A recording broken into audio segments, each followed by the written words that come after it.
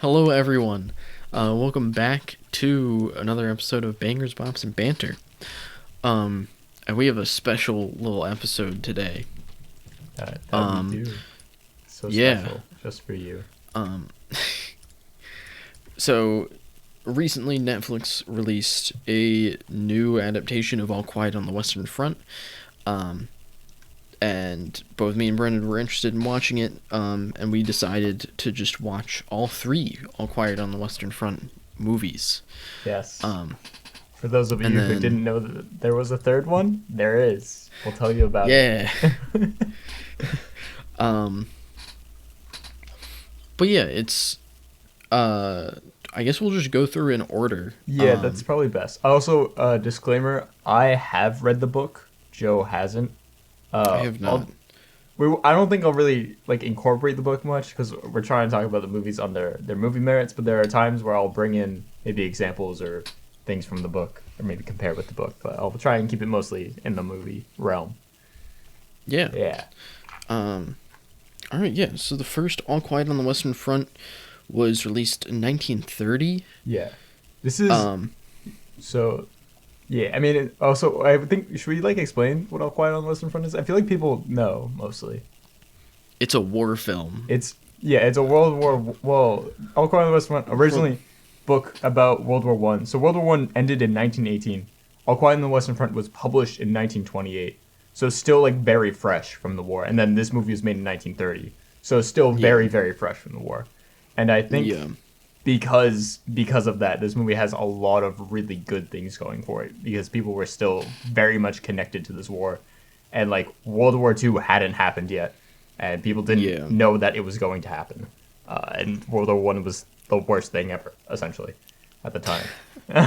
Yeah, just wait for the sequel, guys.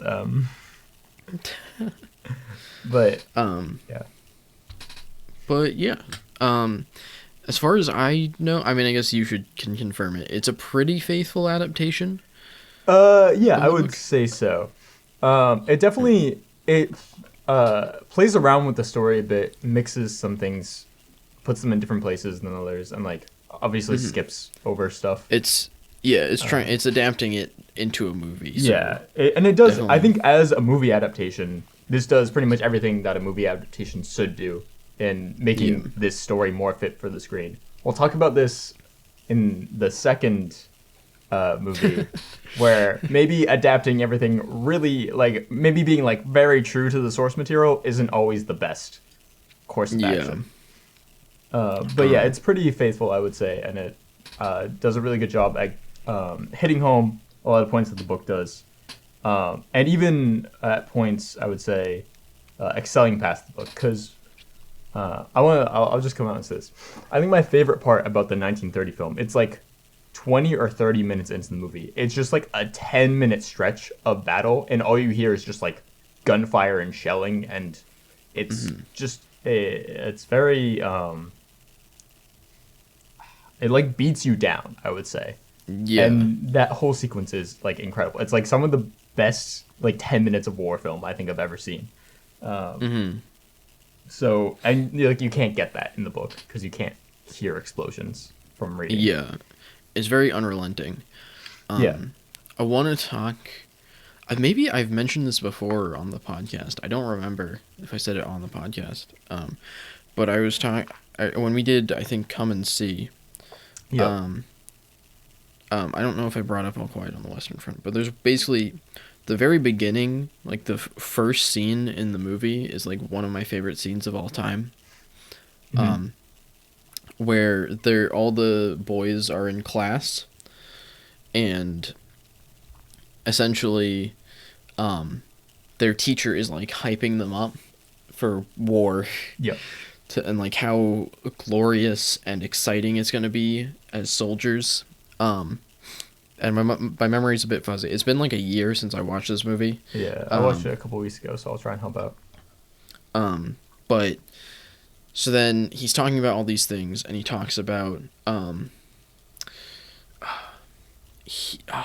forget specifically what he says, but one of the kids imagines himself in his uniform, and his parents being really proud of him. Yeah. And excited. Yep. Then you go to like the next kid, and the teacher talks about how they'll be celebrated and how when they come back, everyone will love them, and he's thinking about like being in like parade with like two women, and like Yeah. just like these very I don't know, this very like idealized version of what like a war hero is. Exactly. And then he like moves to another kid, and he talks about battle, and how like glorious and amazing like fighting is, and you don't see anything. We just see the kid. You don't see what he's thinking of, because like the kid cannot imagine what the fuck war is like. There's zero way for him to know what is actually going to happen. So we don't see this image in the kid's head because he cannot possibly picture it. And I just love that moment so much. It's like pretty subtle, but it's like just like one of the most brilliant choices, and I love it. Yeah. And yeah, throughout the movie, I think I will say, so my only problem with the movie is really that some of the performances are just not great. Yeah. There are definitely certain aspects of the movie that have not aged well. I think that Yeah. the acting is certainly one of them. Yeah. Like, it's very stiff. It is extremely stiff. It's admittedly, this was like just at the start of when like sound was being introduced to movies. Yeah. So it's not like it's not like super surprising that the performances are not like amazing. Definitely I think the big problem is like the lead actor who plays Paul is just not good. No. It's a shame because I think the guy who plays Cat in it is really good. Yeah. He works Cat. Yeah. Yeah. It's a really good casting decision for him. And it's yeah, I don't know. I think that's like the only problem. I do think it's maybe a bit slow at points, but other than that, the movie's like really incredible, and I think it definitely holds up really well. Definitely. It's extremely impressive considering it was made in 1930. Just how good, like, a lot of it looks. Especially like the actual like battle scenes are massive and feel like surprisingly real, considering how long ago it was made. It's very like gritty and very brutal at points, but not in a way that feels like over the top or anything. It just feels very real.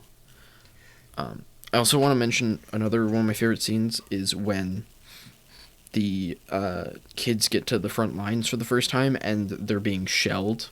Mm-hmm. And them just like freaking out in the bunker as like bombs like rain down over them. That is just fantastically done. Yeah. Definitely, I would agree. There's just a lot of really well done moments in this film. I think that its depictions are some of the most faithful to like real war. Yeah. I'd say in pretty much any film. I mean, I think Come and See is probably more, but that's Come and See is Come and See. It's hard to fight. Come and See's a lot, so a whole lot. Yeah. But yeah, definitely, I think that the 1930 All Quiet on the Western Front is one of the best war films. It has its problems definitely, and I think those are mostly due to its age and it just being a very, early film. But even despite its problems, it definitely holds up today, and yeah, you should see it. I think if you haven't. Yeah. I also want to say one thing that I find very admirable with the movie is it's very all encompassing. um, where it feels like it covers a lot of aspects of the war, where Paul, we both see Paul, on the front lines, as well as in the infirmary with Cameron. wounded soldiers, Yeah. and but we also get to see him when he's on leave and back at home, and the struggle that he has to relate, or even just feel comfortable there, as well as how other people view the war who are not part of it. Mm-hmm. I think that's one of the best parts, is it shows how not only can initially how not only Paul and his friends just they can't envision what war is going to be like. Similarly, all the people who have not seen combat also have no idea what it's like. And there's another scene in particular that I really love, is when he goes to it's like a bar. Yeah. I don't remember if he went with his dad He or did. not. Yeah. He did? With Yeah. his dad. Yeah. Yeah, and he meets I think his dad's friends, and Yep. they're talking about the strategy for the war, and they're like, we just need to do this, and And then the war will be Well, over, and then we'll have yeah. won. Yeah. And And it's clear that they just don't understand anything about it. yeah. They understand the overall strategy, but they have no clue what it's like, and they have no regard for the human life that will be lost as a result of that. Yeah. Because when you're not on the front lines, the lines are just lines on a map, and you can just Yeah. move those lines however much you want. Yeah. It's not at all how it works on the front lines. Yeah. Especially during World War One, where the front lines were extremely brutal. Yeah. And yeah. But also, I think one thing we're gonna keep complimenting this movie. One thing it does really well is it does a good job of showing the difference between kind of the front lines and the grittiness and the horrors of war, and just how as soon as you take a step back from that, people go back to being human. They go back to try and be happy and stuff. I think the the three French girls, that whole scene and that sequence is indicative of that, as well as others within the film, where they're all just we're all just trying to not kill each other, and sometimes being a soldier makes it hard to do that. Yeah. And there are certain characters in the movies that are more depictive of that. I don't think that the first one has the one I'm really thinking of, or does his storyline. His name is Dettering. He's like a farmer. I know the second one does it that. because the second one does everything. But yeah, he's just like a farmer, and he just wants to go back home to his wife the entire time, and eventually he deserts, and he gets caught deserting, and they just shoot him. At least that's how it goes in the book. Yeah. And it's we just nobody wants to be on the front lines, especially when you have something to go back to. Yeah. Yeah, I don't know. This movie's great. Do you have anything else you want to say about it? I don't think I have anything else. It's a fantastic movie. Yeah. I definitely recommend to anyone who's interested in more movies. Yeah. As far as scores, I guess. It's sure, yeah. Do we want to do scores now? We can do scores. Yeah. Okay. So this movie, I'd give it an 8 to a 9. It's close to a 9, but I think it lands more in the 8 range, just because a lot of the performances just are kind of lacking, unfortunately. But everything else that's present is so good that it basically saves the movie. Yeah. So, yeah. I would agree. I would give this movie a 9. I think I'm more like slightly more lenient to it because of its age in like Mm-hmm. regard to its problems. Yeah. Um, I like I said, those problems are definitely there, but it's still really good, really really good despite those problems. Yeah. Absolutely. All right. With that, we'll get into the second All Quiet on the Western Front adaptation, which was a TV movie Yeah. that came out in 1979, so Uh, almost 50 years after the first. yeah.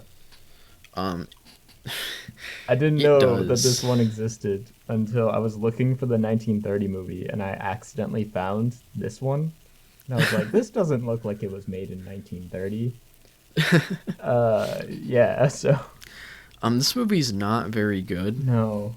It's very boring. Yeah. And you mentioned how earlier how like this is an example of how adapting everything is not always a good idea, or like adapting it like perfectly. Exactly. Yeah. So Um, this movie, like, while the first one follows, like, has a lot of things it takes from the book, it doesn't necessarily present them in the same way the book presents them.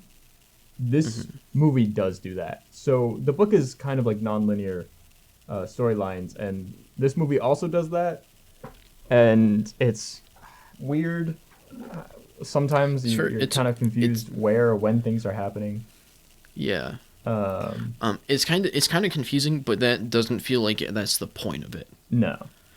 Um, like it feels like you're supposed to be able to follow everything. Yeah. In comparison to like what is the name? Catch 22? Is that it? Yeah.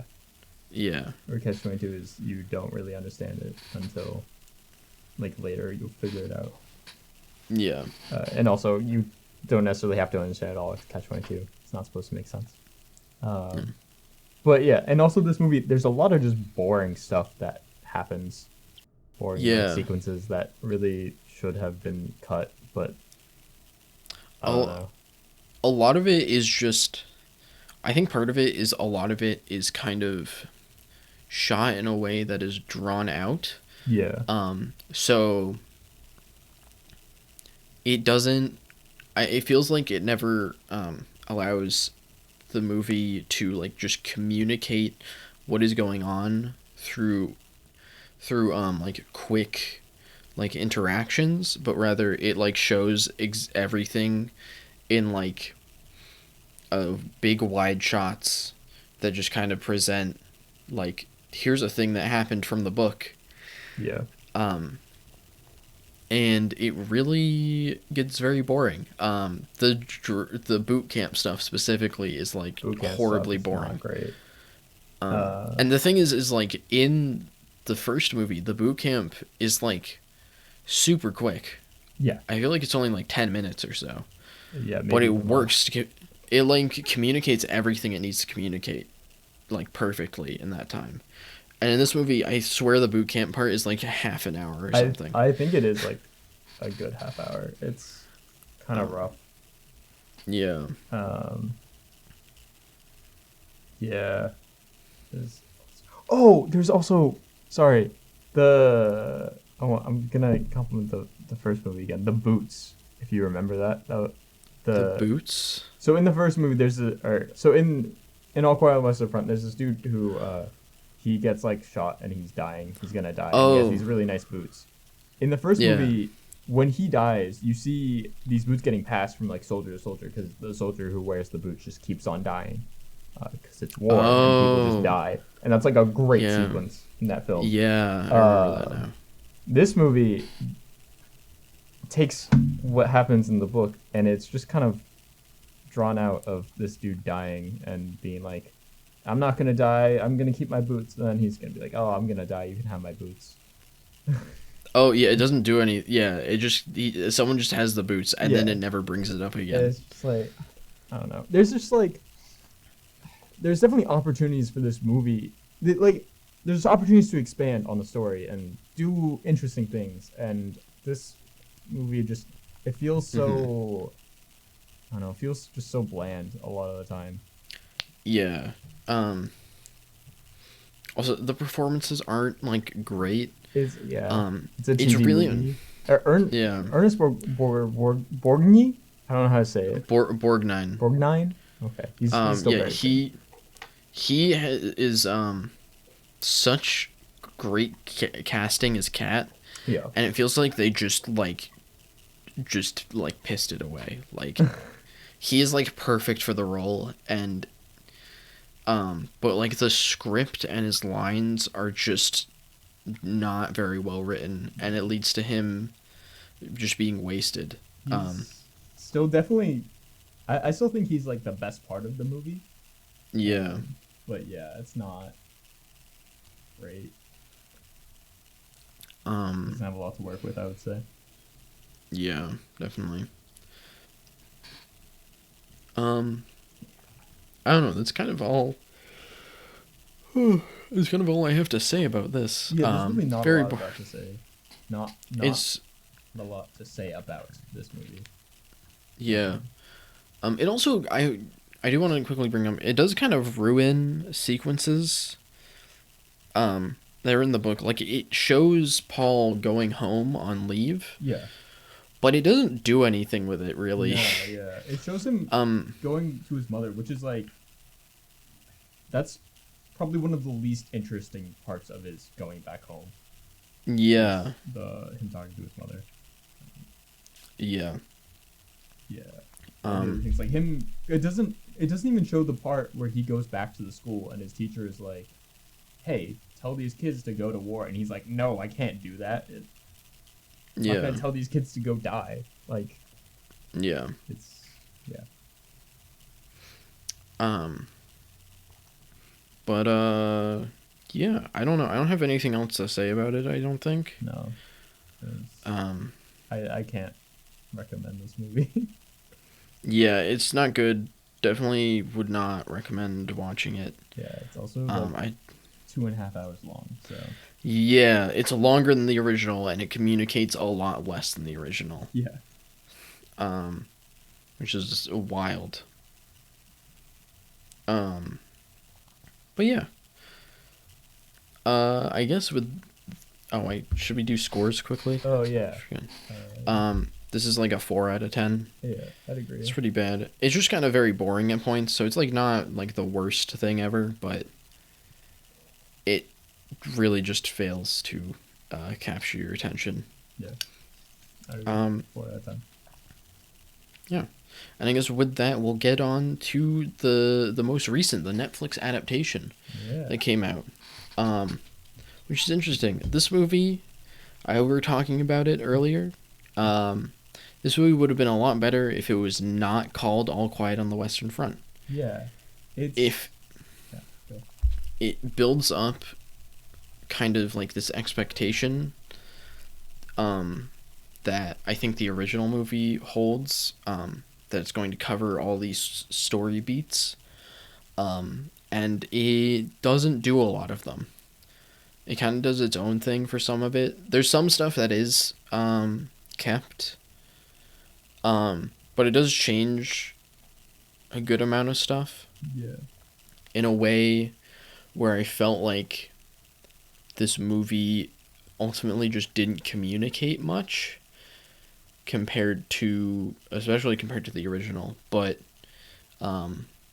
just with the material it had to work with, it felt like it was kind of lacking. It's not to say it's like terrible. It's beautifully shot for a lot of it. Mm-hmm. So a lot of really good cinematography, and like framing of different things. I do remember one point at the end. I don't have to say spoilers. Do I have to say spoilers for this movie?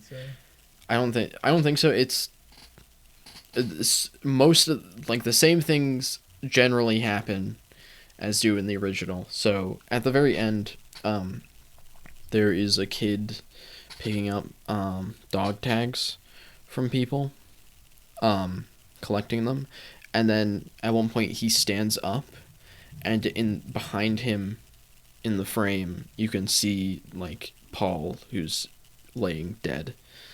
And I thought that shot was really good. Um, but I don't know. There's a lot to talk about with this. Yeah, this movie. Um, I want to just quickly piggyback off your point about how this movie shouldn't really be called All Quiet on the Western Front. If I'm going, so I've read the book. Uh, Going based off like how much each movie incorporates the book, I would say the first one is like 60 to 7%. The second one is like 90%, and this one is like 15 to 20%. Like, it I don't know. is. I mean, I guess I haven't read the book, but it seemed, at least like compared to the first movie, it feels more like I would say like 30% because the overarching beats happen, but they happen in different ways a lot of the time. Uh, Um, I mean, like, so like the way characters die mostly is the same, sort of. from the There's a book, lot, like, not at all.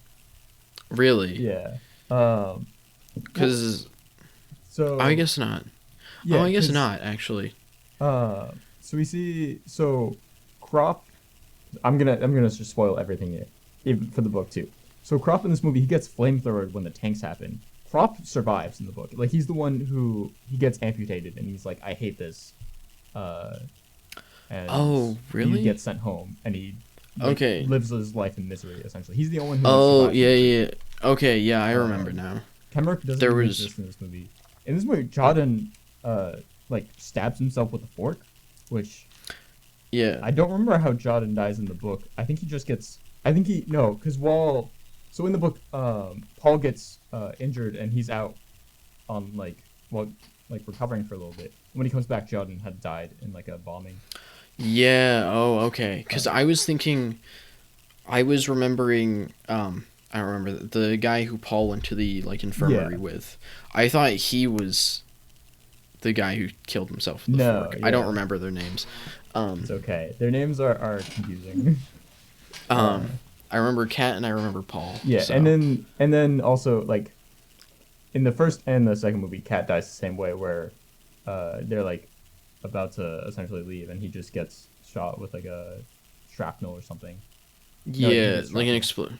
And here Yeah, he gets shot for stealing food, which I feel like I will be honest. I don't like that change. yeah, it I think feels that weird and like counterintuitive to the message, I would say.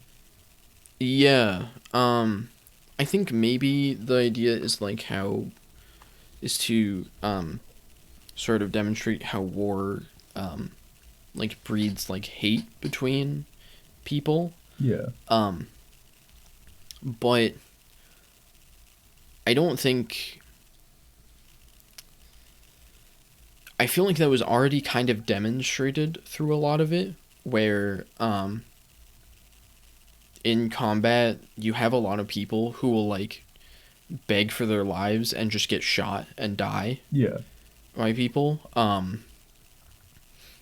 And I feel like that sort of was already somewhat like demonstrated in that respect, and it feels like Cat dying in that way by getting shot by like a farmer is kind of guts his death Yeah. of the impact of it, because him dying in such a meaningless and pointless way is like one of the most like heartbreaking endings for his character, especially as like a character who is definitely like my favorite throughout.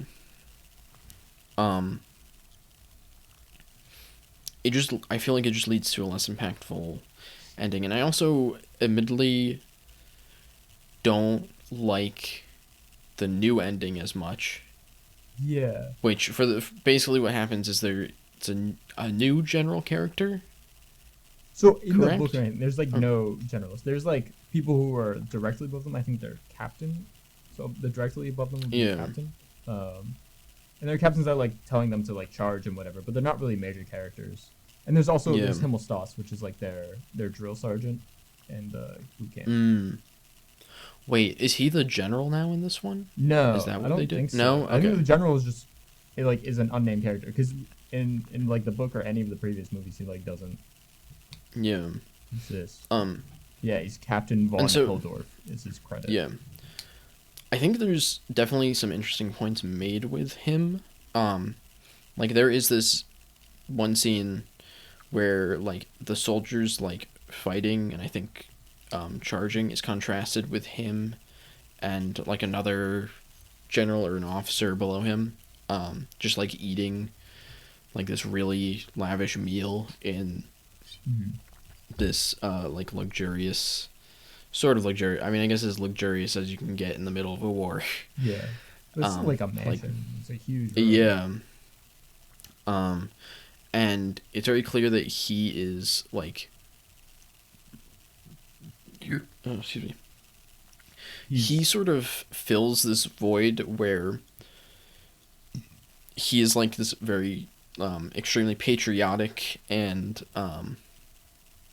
like he's very dedicated, very nationalistic, mm-hmm.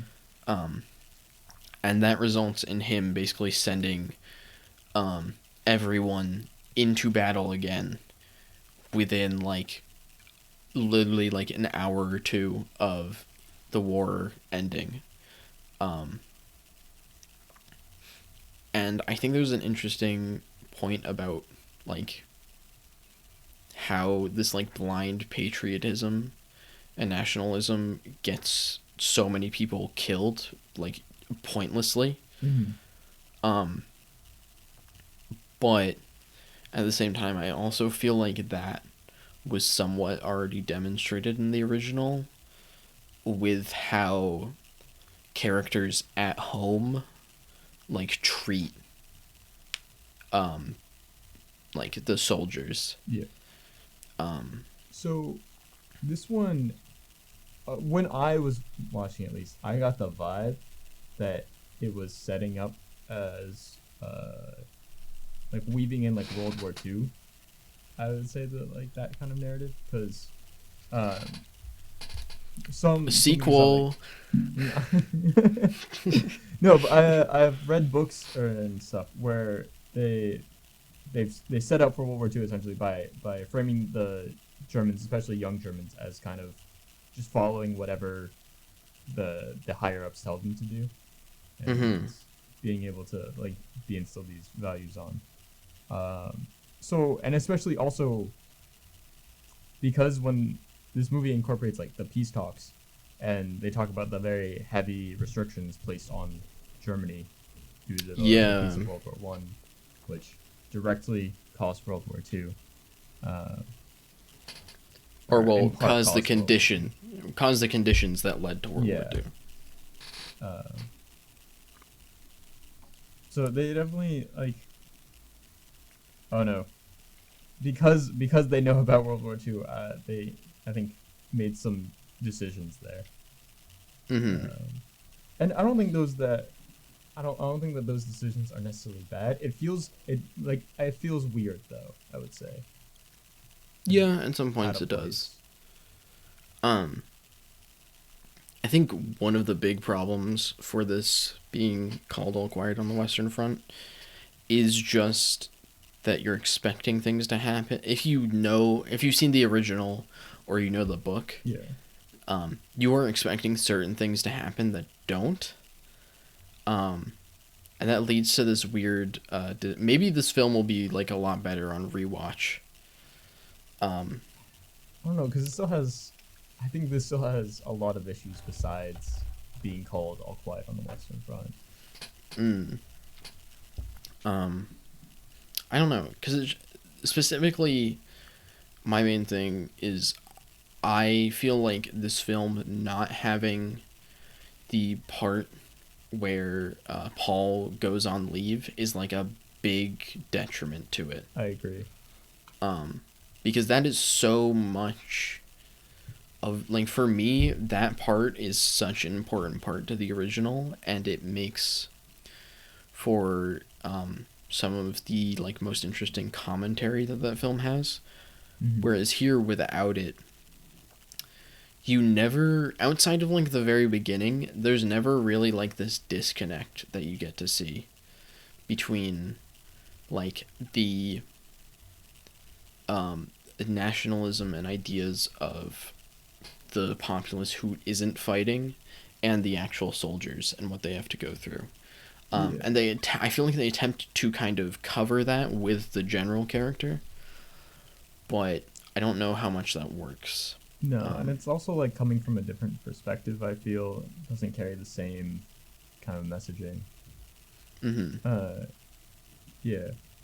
So I Um, think that this, honestly, the messaging in this movie, I think is actually toned down like a fair amount from yeah, comparing to the definitely. 1930 movie, where this movie just is just like, here's war, it's horrible. Look at all these terrible things that happen, and Yeah, I think the first movie does that, but also does so much more yeah. with it. It's Um, I don't know. I think that like a I lot of war movies these days maybe just kind of they have that one thing that's like, yeah, war sucks. yeah. Um, I think this it sort of. I think this is a much better movie than 1917. Um, but it sort of reminds me of 1917, where it feels like that movie can make so many interesting points, and it just doesn't. Mm-hmm. And this is to a much less extent. I think it goes for other things. I think there's some. I think there's a lot that this movie does well. To where it's not like 1917, where I feel like the point of that movie was just like, look at how epic this journey was. Um, but yeah, I definitely one thing I do really appreciate is there's often um this um they often kind of cut in shots of like the wilderness and just like the quietness and stillness of everything. Yeah. Um and I think that really helps contrast between the front lines and just how like pretty and like I guess serene and peaceful nature is, and how like this war like disrupts that basically. Yeah, I definitely think I'm gonna expand on your point a little bit here. I think the visuals are definitely like the strongest aspect of this movie. Yeah. Um, it starts out the a lot of the opening sequence is like very uh, like well done. The visuals really, I think, are able to convey a lot there. And there's times where, like you said, they'll just be going through in like the woods, and it'll be all pretty and it's a nice environment, and they'll just get to like they'll get to the where the bomb dropped, and there's a naked soldier in the tree, Yeah. and it's like very well done contrast. Yeah. There's lots of times where you're in battle and everything is just very gritty. Like Paul's face is caked in mud, and Yeah. there's all blood everywhere and stuff like that. All these people dying, Hmm. getting flamethrowered and stuff. Yeah. And It's very those brutal. parts are good. Yeah. However, usually what accompanies good visuals is good audio. Sounds audio. Yeah, because that's the thing is like the actual audio like design of everything is really good, except for the music. Yeah, The music is extremely distracting in this movie and very overbearing. And it was kind of funny at points, unfortunately. I don't remember when. I think it was when, like, towards the end when they're like charging back towards the front lines. yeah, Where it's basically this there's this sound. The soundtrack is like decent. It's like kind of quiet, like strings, but then in the middle there's just like this like Hans Zimmer like womp womp womp. And it was so distracting it's and so jarring. needed to It's be so out cut. of place. Yeah, Um, and especially when they were marching back towards the front lines, and that came back again because it's a recurring motif. yeah, Um, we started laughing. Like, and there's other. It's not just that. There's like other points where the soundtrack does that. There's one point in the beginning when there's like, it's just like the main like characters like talking to each other, Yeah. and there's like snare drum in the background, but not like constant, Yeah. and it's also not diegetic. It's like not like a thing, like not someone's not like playing a drum in the environment. It's just like it just like occasionally you'll just hear a snare drum hit, and it's super distracting. Yeah. And I feel like, I don't know, man. This movie would definitely be better with not just like a different soundtrack, but like without a soundtrack, just honestly. no soundtrack at all. And that's like one of the things I like about the 1930 movies is just it lets kind of the sounds speak for themselves. Yeah. Sometimes you hear the bombs and it's very much like present. Whereas I think the soundtrack takes away a lot of that aspect from this film. It takes away a lot of the impact of certain things. Yeah. Because especially, sorry, when you're faced with a loud whap whap whap, it makes a bomb feel less impactful. Yeah. And also, I think the point of it was to try and build like a sense of anxiety. Yeah. But I think there are much better ways to do that. Even, I mean, outside of just not having music, which would still build a sense of anxiety. Because things would just feel like, I guess, not unnatural isn't the word, but it's like, it wouldn't feel like you're watching a movie as much. Yeah. You know what I mean? But even if they just had, like, if they just got rid of the womp womps, yeah, honestly, the soundtrack would be, like, decent. It would be, like, an alright soundtrack. It wouldn't be great. I still think it gets in the way at points, even when it's not doing the loud bits. But, yeah, I think that takes away a ton from this movie. I agree. It's probably one of my biggest complaints with this movie. Yeah. Yeah. Do we have other things we want to say about it? I don't know. We touched on a lot of good stuff. Do you have anything to say about the acting in this film? I know we talked about the acting in the other two films. Yeah. I think the performances are pretty good. Yeah. Most of the time. They're very good. I don't know if there's anyone who is like super like standout in the cast. I think everyone just did a very good job generally. Yeah. With the material. I like Cat, the guy who plays Cat. I think he's good, although he's not as like good to me as like in the original for sure. No. I think in the first two, Cat's personality really stands out in contrast to like everything else that's happening. Yeah. In this, it feels like he's more just another soldier. Definitely. Who is friends with everyone. This movie kind of did Cat dirty, honestly. Cat's like a great character, and here he's kind of just a guy. Yeah. Yeah. And it's not like it was like bad. It just felt, again, if it wasn't called All Quiet on the Western Front, it wouldn't be a problem. That's actually another thing I want to bring up with this movie. This movie, you really don't get a feel for the characters, I would say. Yeah. Like they're all just kind of guys that like there are times, and it happens in the book and also in the other movies, where they'll just be like sitting around chatting, and they do it here for that one scene where they're like, what are you gonna do after the war? But that scene definitely has more implications on disconnecting like war from peacetime and back home, stuff like that. And even then, they don't really have the full conversation. Yeah. So and also, it's definitely interesting because I feel like at first they sort of do set that up, and then I don't know his name, the character with the glasses initially. He's I do not remember his name. What they named him here. I thought he was going to be Kimmerick, and then he wasn't, and I forgot his name. Yeah, because he dies like almost immediately in the movie, which is a very I think it's a pretty well done. They do the bunker scene again, and I think it's pretty well done. Yeah. Here, but I expected him to be like a bigger part, I guess. Because it felt like he was one of the main cast who really had their personality pretty well defined at first.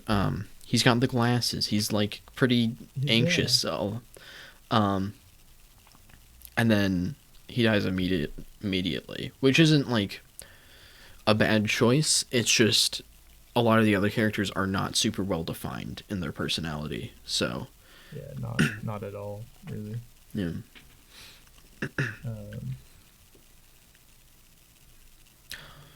I don't know. Also, yeah, there are reoccurring like motifs throughout the film. Not talking about the soundtrack, but in terms of like things that happen again that I think are like pretty well done. There's like the dog tags part at the very end, which is something that Paul does at the very beginning. There is there are some that are like weird. The farmer stuff was like odd to me because they go back to the exact same farm. Yeah. And it just, and I was like, the whole time I was thinking, how does Cat die? Because at that point there's a ceasefire. Yeah. Essentially. So I was like, how does Cat die? And then he gets killed by the farmer's kid. Yeah. Which was weird because it felt like the farm is based on the part of the book where they find and like kill a goose, right? Yeah. And then eat. And so it felt like you don't even see them, like the farmers don't exist there. They steal the goose. You never see anything of it. So I expected like I didn't expect that part to have any like real meaning to it. Yeah. I guess. Because it's just like I don't know. Also, it's just like a thing that happens in the book, and then they sort of attribute meaning to it later, but I don't know how well it communicates that. It's also, I think, when they first steal the goose in this movie, it's you don't really get why they're doing it. Like obviously they're like soldiers and they're having a rough time, but like you haven't seen them essentially be like getting starved yet, or you see them getting starved at the front. But not while they're back, like, at base or whatever. Yeah. So, I don't know. Definitely. Yeah. Weird. I'm sure. Well, because it's weird because I feel like that happens pretty early, specifically. Exactly. So there isn't, like, time for that to be established. Yeah. So, yeah. I don't know. I don't know if I have much more to say. I think we talked about this one for quite a while. It's definitely it's worth watching, I'd say.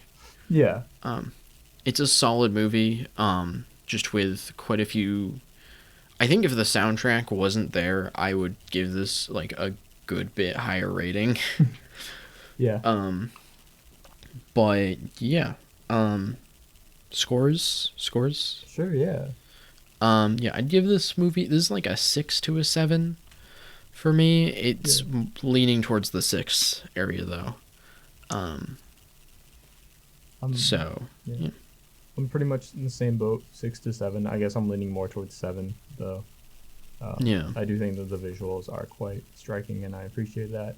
Although, I'll probably never watch it again. It's like 2.5 hours long, and I don't think it really justifies that. Oh, so it kind of drags. We didn't really mention that, but... It does kind of drag at points. I think because one of the problems is like they sign the thing. Yeah. That and there's like an hour left in the movie when they sign the treaty. Yeah, they sign the treaty, and then it's like and then you think like the movie's like winding down, but not really. Yeah.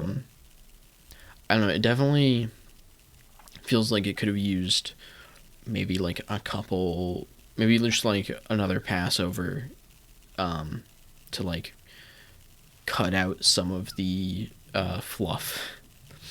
Yeah. Also, yeah.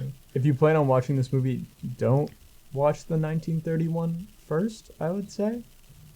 I don't know. I don't know, or at least go into it with like fully expecting it to not really be the same Yeah. thing. And it's It's something that takes lightly from the book. It takes characters and it takes certain events, but Yeah. it doesn't do much more than that. So yeah. I guess with that, that's it for this episode of Bangers, Bops, and Banter. This one was quite a while. Yeah. I guess we did talk about 3 movies. We did. So, yeah, I don't know. I guess that's it. That's it then. That's it. Yeah, that's it. Yeah. That's it. We're done. Yeah, cool. And with that, I hope you have a wonderful night.